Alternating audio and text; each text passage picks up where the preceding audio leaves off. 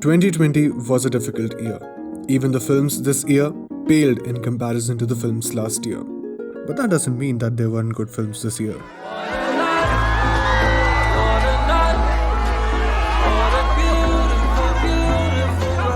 Although the blockbusters I was anticipating didn't get a release, the ones who did were disappointing to say the least. But the indie ventures on the OTT platforms did astonish me. So I would like to put together some of the best films I watched in 2020. I'm thinking of ending things. Huh? What? Did you say something? No, I don't think so. Please note, I didn't get to see all the films last year, and I'm still waiting for Chloe Zhao's Nomadland, Chaitanya Tamhane's The Disciple, Lee Isaac Chung's Minari, and Florian Zeller's The Father. I will talk about them as soon as they will come out. Also, please note that this is my personal opinion, and these are the films that I enjoyed the most, so you might not find your favorite here. With that being said, let's start the countdown.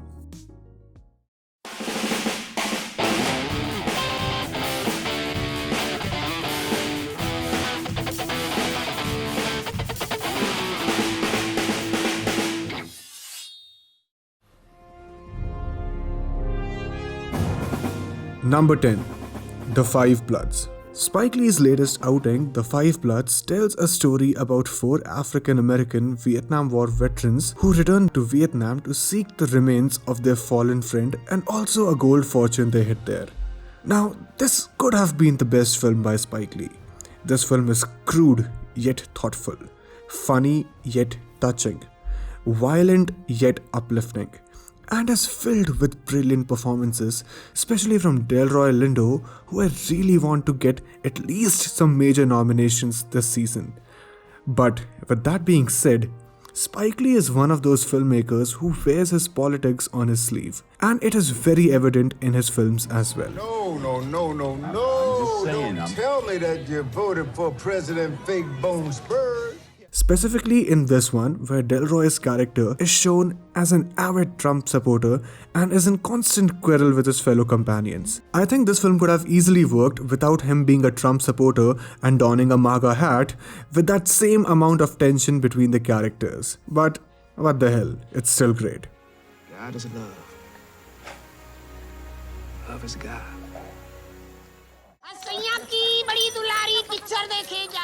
Number 9. Gulabo Sitabo. Taking its name from the Indian puppet art, Sujit Sarkar's Gulabo Sitabo is an examination of greed and its outcomes. अव्वल तो ये कि हमने आज तक सुना नहीं कि कोई लालच से मरा हो. This is one of those intelligent satires which uses a simple plot to tell a compelling story. One of my favorite aspects about this film was that the Haveli itself felt like a character, and it was not just because of the writing, but also because of the production designer's efforts to make the Haveli look as aesthetic as possible. He just gave a life to that place. This film takes its time to establish the characters and the surrounding, and it doesn't throw the humor at your face. However, there were certain plot lines and characters which I felt were unnecessary to the narrative, and it brought down the film a bit for me. अरे तुम चाय पिलाओ, खामखा इनकी उल जुलूल बातों को तवज्जो ना दो. Number 8. The Trial of the Chicago 7. Aaron Sorkin is one of the greatest writers working today. His slick, fast-paced, dialogue-driven writing has made him stand out amongst the screenwriters community. And this film is no exception. Here, Sorkin takes us back to the 60s and makes us revisit the devastation caused due to Vietnam War. But not the one in the battlefield, the one happening in America. Narratively, this is a beautifully told film where Sorkin builds suspense amongst the audience by well-crafted dialogues coming out of the mouths of some of the most versatile actors working today. Now, I do feel it could have landed a bigger punch in terms of Sorkin's direction, but I guess I'm just nitpicking right now. What are you doing? Respect for the fallen? Let's show him some respect, sir. Now. Number 7. Kajillionaire. Gajillionaire follows a story of two con artists who have spent years training their only daughter to steal at every turn. This film is a rage cry against ugly parenting, and it shows how it affects an individual mentally. Director Miranda Jury takes these odd, desperate characters and in the end makes this film less about the heist and more about the connection between the characters. And I personally loved that. But for some people, this might slow down the film by a notch. I would recommend you all to just go into this film keeping a character drama in mind and you won't be disappointed. What'd you decide? Where are we off to? I think I want to bury her on the top of Mount Fiji. That's okay. Number 6. Shithouse. Shithouse might just be the most unheard of movie on this list, but trust me, this is one of the most refreshing films out there. Made by a 22-year-old writer-director Cooper Radiff, who also played the male lead, this is easily one of the smartest films in the romance genre, giving you those good old Before Sunrise vibes. But that's not the only thing this film is about. This film also brilliantly displays the lost and separated soul of a freshman at college who is staying away from his home. The only issue I had with this film was that the ending was a bit off for me. I'm not gonna give any spoilers, but the film took a melodramatic turn during the end which got me out of the film a bit. I still highly recommend this film to everyone, specifically the college-going students. Why is college so hard? I feel like I'm just like floating.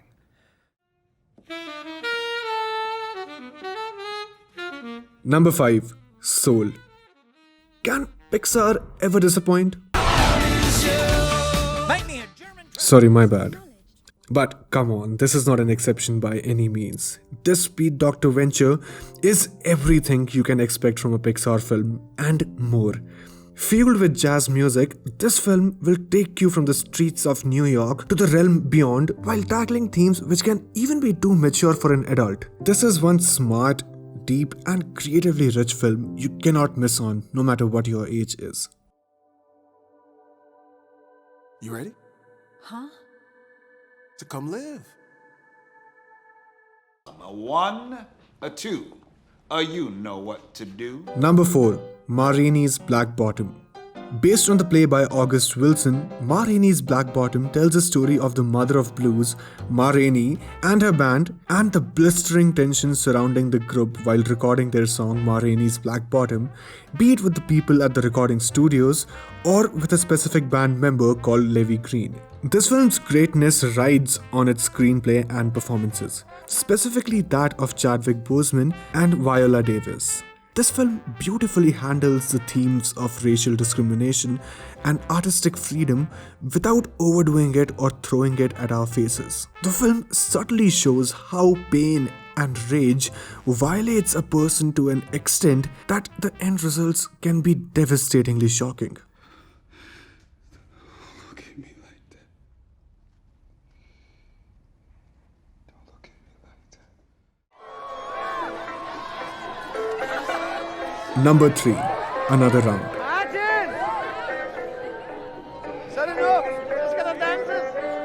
Now, these top 3 films, they stand neck to neck in my opinion. And even though they are ranked, but they all are equally great in my opinion. And Another Round is a masterpiece. This Danish language tragicomedy is a deep look in midlife crisis. It follows a very straightforward premise where 4 middle-aged men decide to drink a particular quantity of alcohol every day to deal with their jobs and family. But as it is quite evident, the things will not end well for these gentlemen. And the filmmaker Thomas Winterberg isn't afraid to take a darker turn. The transition of the narrative is smooth as velvet and makes the film look very evenly balanced. Also, I have to talk about how great Mads Mikkelsen is in this movie. He is so captivating to watch. For me, this has to be the best male performance of the year alongside Riz Ahmed's performance in Sound of Metal. Speaking of which... I can't fucking hear you, do you understand me? I can't, I'm fucking deaf! I'm fucking deaf! No fucking hearing! Number 2. Sound of Metal. Sound of Metal is an absorbing character study of a metal drummer called Ruben who is slowly losing his ability to hear and what he does with himself after this life-changing event. The filmmaker uses sound and silence as the backbone of the film and as key character elements. It is used to put us in Ruben's unfortunate situation to feel things from his perspective. I also liked how this film doesn't make it much about the music and makes it more about his mindset and perspective. Also, Riz Ahmed makes this movie his show from start to finish.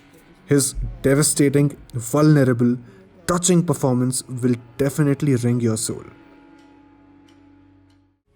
I'm thinking of ending things. Huh? What? Did you say something? No, I don't think so. Number 1. I'm thinking of ending things. I'm thinking of ending things is everything I needed from a psychological thriller. This is one of those films which will not hold your hand while you're watching it. Hence, it will require multiple viewings to fully grasp the ideas this film is displaying. It's not like you'll need to watch this film multiple times to enjoy it. You will be watching this film multiple times because you were fully invested in it during the first time. Filled with excellent performances, this hauntingly beautiful film tells a story of a young woman traveling to her boyfriend's parents' secluded farm where some surreal things unfold. Now is the time for the answer. Just one question to answer. She's fine. This film might not be a pleasant watch for some, but for the ones who can go through it, they'll end up experiencing the best film of the year.